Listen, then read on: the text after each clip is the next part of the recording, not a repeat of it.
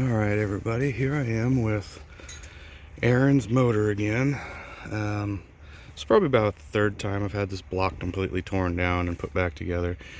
And it's running, and it starts pretty easy on a first or second pull with the choke on, but it won't run without the choke on. So that's not good. And I was watching some stuff online, and what I'm going to do is I'm going to take this back off and we're going to clean out this idle adjustment screw or valve right there and pull that out.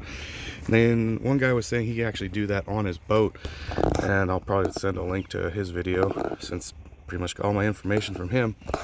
But I'm going to take this off again, tear it apart on the table, clean the entire carburetor and pull that out, that little piece out again, and then we can all see what that is. Okay, so before I take this in the shop, I just want to let you know, like, we got two screws here, one on the other side behind this hose. You take those out.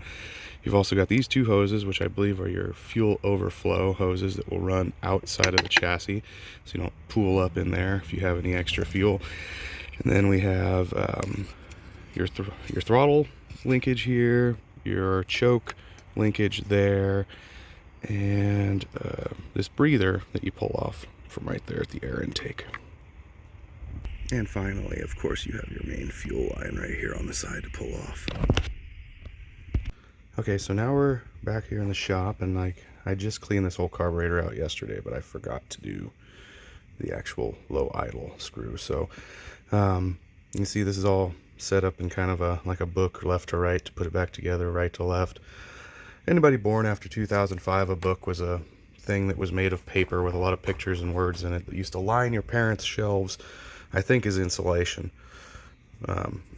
But nowadays, you know, you just click things, stuff happens. So what we're going to do is we're going to take this, and I'm probably going to just pull it all apart again just to clean it again. Why not? It doesn't take very long. And then we got to get into here, and I guess there's going to be a needle in there with a spring and with the plug here on the end, and it might be a little hard to get out. And then we're going to spray through that and clean it all out. So that is what you're going to be pulling out of there, that little tiny needle valve on a sprig coming out of there. I wish I could get some better light. Oh, there we go. Hey, amazing. And we'll blast through that little hole with some brake cleaner and clean off the end of this, and then put it all back together. And so that's a clean rag, and all I did was wipe that needle off, and you can see that's all I really got off of there.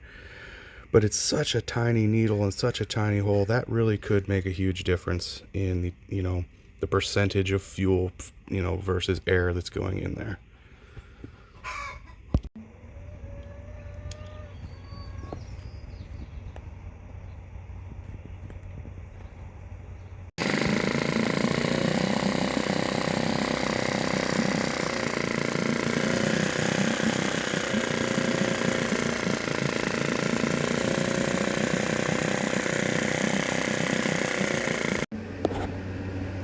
Okay, so in that last video you heard the engine running, and it was doing okay. It was a lot better than before, way better, but it's still hunting a little bit at an idle. So this is the fuel diverter right here. It can shut fuel off. It can move you from an auxiliary tank to the onboard tank, and you can see there's a little bowl underneath there, and I'm guessing there's a filter, so we're going to clean that out too. Okay, so you can see in there's a little tiny screen above that O-ring, and so we're going to pull that out and spray it all off. Okay, so it's really hard to see, but it looks pretty clean until you hold it up to the light, and of course that's where my camera doesn't really want to do what it's supposed to do. But there's some spots in it that are way clearer than the rest of it. So I don't know, there's some stuff on there, not a lot it looks like. And then over here you can see there's a bunch of stuff growing in there, and hopefully that's our issue.